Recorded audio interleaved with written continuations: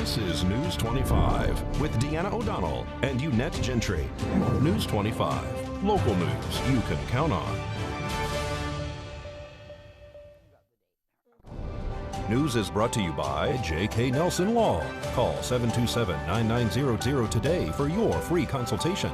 If you need a lawyer, you need Nelson. Welcome to News 25. I'm Deanna O'Donnell. And I'm Unette Gentry. Welcome to this final day of August, the 31st.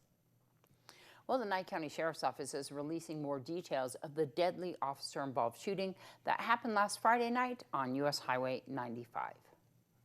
What started as a call for a disturbance in Tonopah ended with a suspect shot dead by deputies along US 95 in Esmeralda County. The sheriff's office says someone called 911 around 10:30 Friday night to report 30-year-old Ingmar von Strandberg of Las Vegas was making threats about killing people and killing himself. The caller said Strandberg was driving a white van heading south on US 95 into Esmeralda County. An Esmeralda County deputy found the vehicle stopped on the side of the road about 7 miles south of Tonopah. The deputy tried to convince Strandberg to get out of the vehicle. Meantime, Nye County Deputy Jonathan Justice arrived on scene to assist. The sheriff's office says during the negotiations with Strandberg, he advised deputies that they were going to have to kill him and stated that he was going to come out with a gun. Captain David Boruchowitz describes what happened next. After several minutes, Strandberg exited the vehicle with what appeared to be a handgun in his hand and pointed it at Deputy Justice.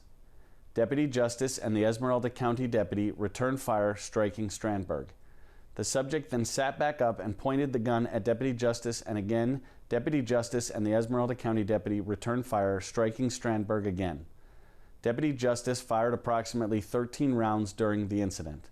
I will show you dash camera footage of the incident up to the point where Strandberg was shot.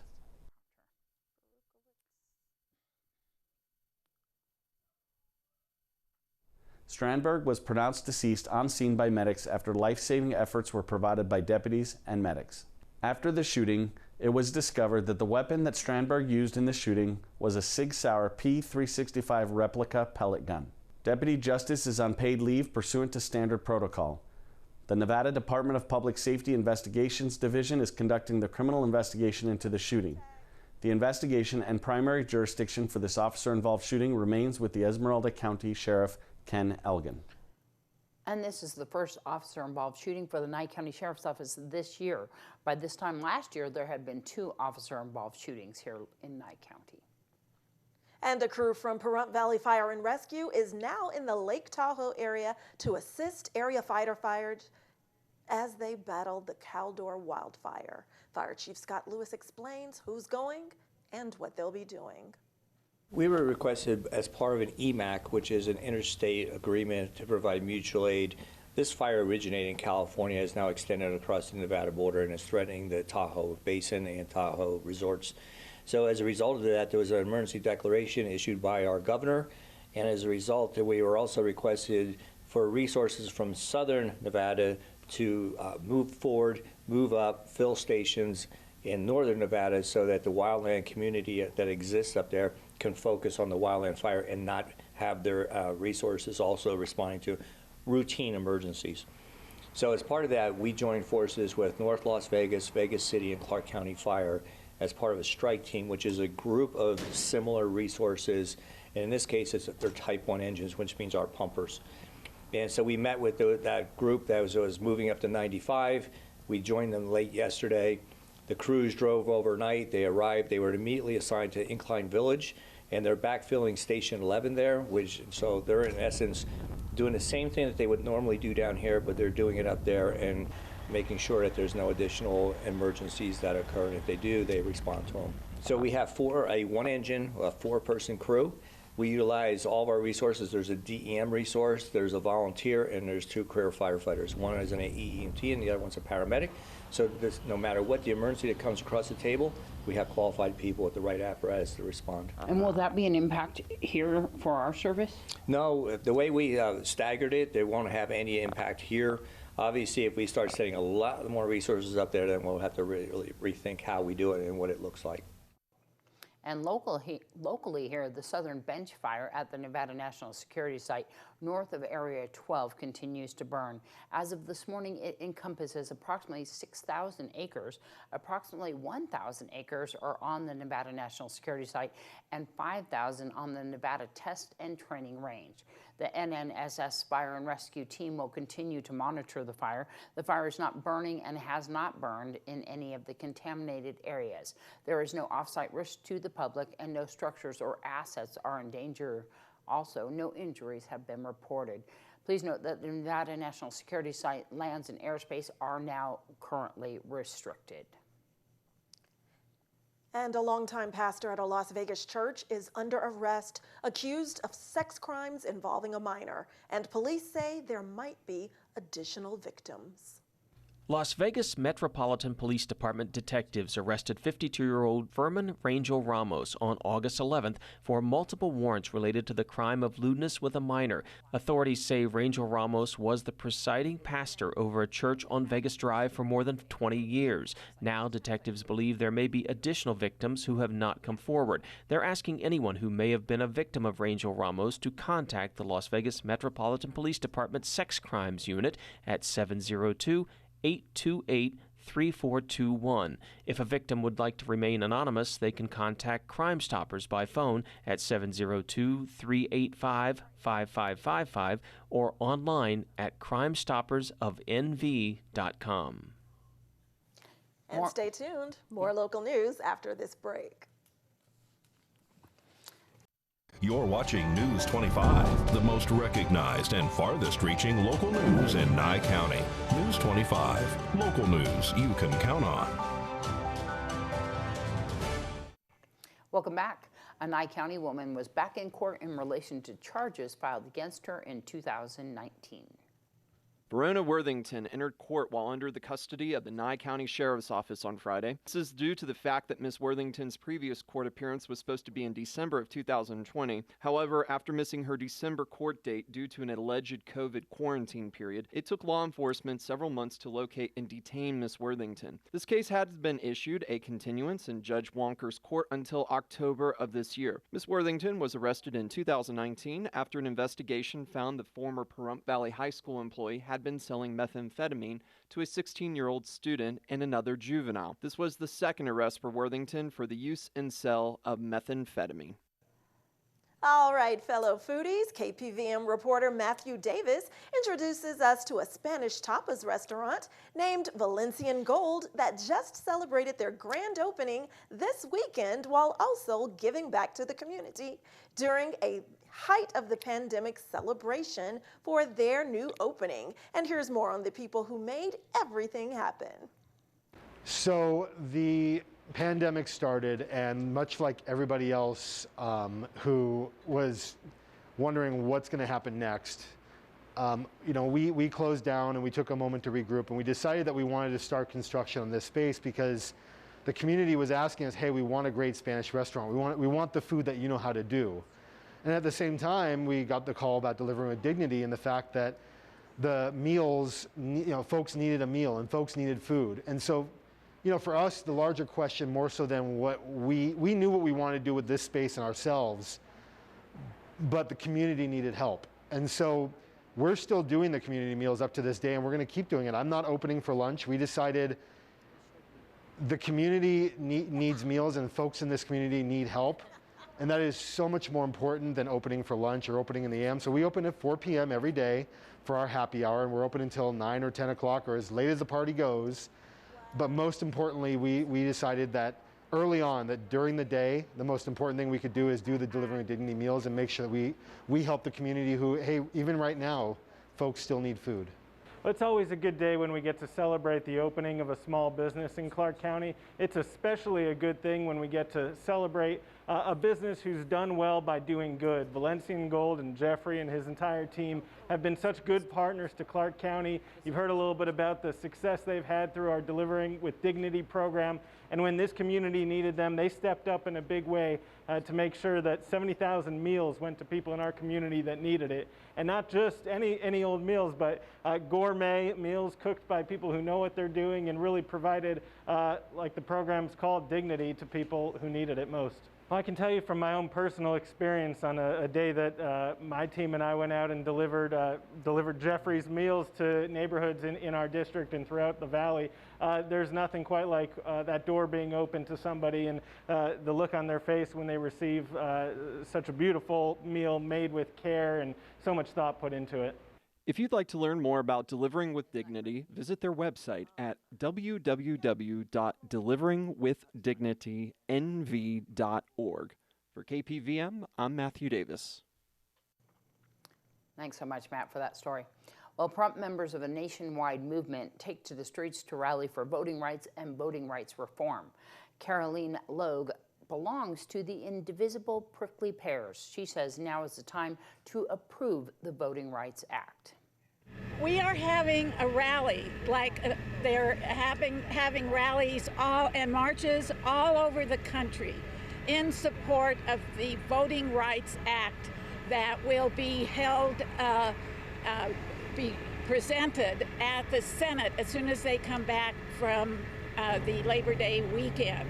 And that act is for the purpose of not just changing voter rights, but expanding voter rights, allowing more people access to voting, and also allowing for more regulations around voting.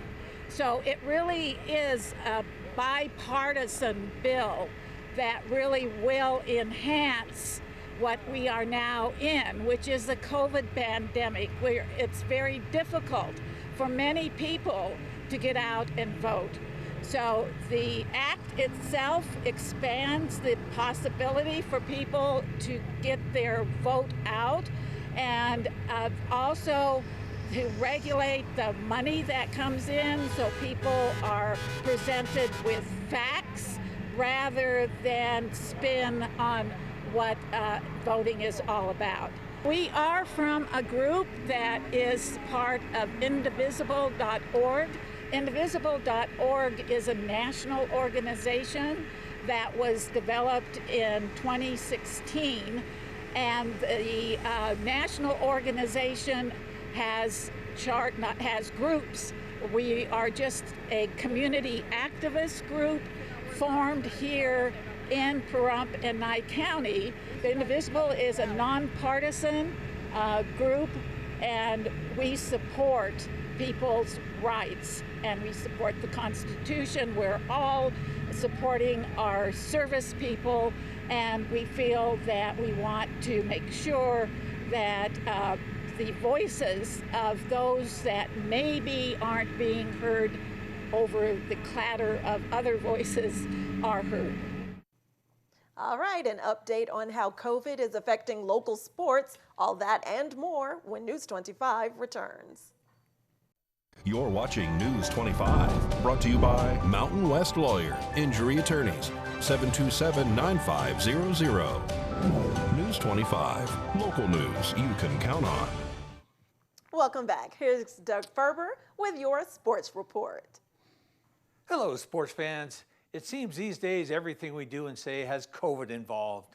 It's like that in many instances recently. A simple conversation about local sports seems to always wind up with a COVID overtone. Last week, both Pahrump Valley High School and Rosemary Clark Middle School had all sports activities halted until today.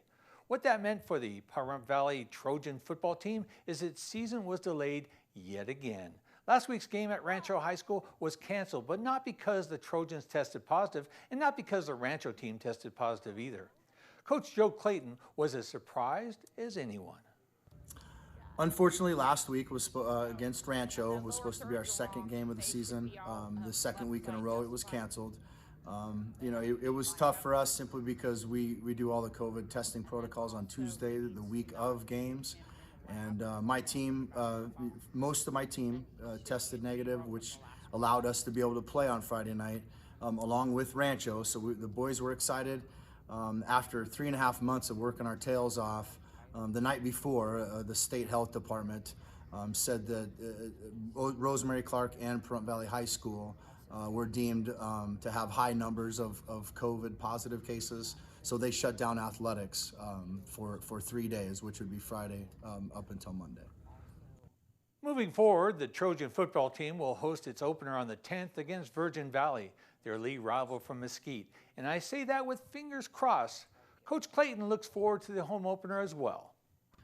Now it's up to us, my coaching staff and myself, to motivate the kids, to get them to understand how important these next 7 games are. Although they've had canceled a couple weeks on us, I think the boys know that the time they put in is going to be valuable for the next 7 games of the season. At a time where school funding always takes precedent over extracurricular activities, the cost of busing, referees, and equipment for middle school sports are not cheap. Rosemary Clark Middle School has a full fall sports calendar with volleyball, football, and cross country. Middle School Athletic Director Lori Odegaard takes pride in making a schedule for the middle schoolers. She's done it for the last 5 years. When we schedule games here at RCMS, it can be a real challenge. Most of our games are away and we have to travel. Luckily this year we were able to join a league with some northern Nye County schools for football, so that's going to help us out a lot with travel. We also were able to join that same league for volleyball, and they're going to be doing jamborees. So players are going to be able to play multiple games at one location. And with cross country, we travel with the high school, and that program's been really great because the high schoolers and the middle schoolers have been able to bond together, and it's been a good relationship building between the two schools. This Friday, the middle school volleyball team hosts Battle Mountain at 5 p.m. and the 8-man tackle football team takes on Beatty at home. That game begins at 2 p.m. If you have any inspirational sports stories or know of any athlete worthy of extra praise or an idea, contact me, Doug Ferber, at news@kpvm25.tv. Now back to the news desk. Thanks so much, Doug. Well, the professional bull riders have announced that beginning next year, they are moving to Texas for the World Finals. The PBR has held its championships in Las Vegas since beginning almost 30 years ago. The new PBR Unleash the Beast will be held in Fort Worth from January through May. The PBR World Finals ends the season in Las Vegas at the T-Mobile Arena November 3rd through the 7th. And a program for homeschoolers has just gotten underway again for students in South Florida. The area has a huge increase in homeschooling since the pandemic. The need for outside options for students prompted one homeschooling couple to combine academics with action sports and create a surf skate science, which is a combination of education, fun, and socialization all in one class. Kim Martinez explains. Surf Skate Science exists to bring science to life through skateboarding and surfing to kids in 3rd through 10th grade. Tony Ferlicciardi and her husband Yuli created one of the coolest science curriculums around, a surf skate science program in South Florida, combining their passion for action sports with education. We've always been passionate about surfing and skateboarding. Woo! Several years ago, we started a science class for our son who was homeschooled at the time. Our idea was to take something we loved and to teach science through it. With the pandemic, there's a lot of new families that are homeschooling. In Broward, Palm Beach, and Miami-Dade counties, there are 30% more homeschoolers according to the latest census, with even more staying home because of the pandemic. Let me show you. Surf skate science classes are designed to show kids how we can physically experience the principles of science and math in many of our favorite activities. We offer weekly classes to the community for kids to learn about science, technology, engineering, arts, and math. Basically, we let the skate parks and the oceans be their lab. All right, Surf Skate Science, what's happening? This is Yuli. The couple believes strongly that if you can tie in these tougher subjects to a kid's passion, they'll be motivated to learn. Yuli himself was able to take his love of skating and turn that into a better understanding of mathematics and physics. I was that kid that didn't get math, but when I was passionate about something and I was building this ramp and it had to be perfect, I realized that math is so important. Our goal is to get kids interested in science and technology. With action sports, there's already a ton of science involved. Skateboarding without physics wouldn't happen. We don't just go and sit at a desk and do our work. It's like recess and school mixed together at the beach or a skate park, which I really enjoy. This is our first year homeschooling, It has been quite a journey, and with COVID, it was really important to make sure that she wasn't feeling isolated. This has been a great way to meet new friends and to get outside and to learn. These unique educators are skating into the hearts and minds of kids, as well as riding the waves of COVID ups and downs. The pandemic has forced us to think outside the box, but we are excited for Surf Skate Science to keep evolving to meet the needs of the community. Kim Martinez reporting. News 25 Weather Cam is brought to you by Lerner and Rowe Injury Attorney's Office in Pahrump. In a wreck, need a check? Call 702-877-1500. All right, let's take a live look outside our back door through our live Lerner and Rowe weather cam. It's a beautiful day in here, Pahrump, and the clouds are fluffy, the sky is blue, but we'll take a closer look at what the forecast has ahead for September and beyond after the break. News 25 weather is brought to you by Dairy Council of Nevada. The splash of cream in your coffee, the dollop of sour cream on your burrito, the melted toasty cheese on your pizza. Undeniably delicious, undeniably dairy. Enjoy what's real. Hi, good evening, Nevada. It's John Kohler from the KPVM Channel 25 Weather Studios, and this is your Taco Tuesday weather report, and everybody is celebrating up and down the state because, hey, look at this. It's getting cool out there. 95 degrees up in Fernley and Fallon, Carson City all the way down to Goldfield. Looks like about 90 degrees. Beatty, you've got 97. Amargosa's sweating a bit at 102. Las Vegas, not so much at 97. Out in Death Valley, forget about it. It's 113 degrees. But here in Pahrump, well, let's take a look at our dusky desert jewel of a town. 94 degrees is our current temperature. 97 is the high a little bit earlier. That wind's buffeting us a little bit at 13 miles per hour. Out of the south, kicking up some dust. It's also a little bit humid today. 23% humidity as we woke up this morning at 6:15 a.m. to greet the day, and the sun will extinguish itself into the western oceans at about 7:12. So we'll look forward to that. Beautiful sunset. Usually it should be a little bit of California smoke, making the colors interesting, if not the air a little less interesting. So southeasterly winds at 13 miles per hour as we head on into the evening. Yeah, look at that humidity, 40%.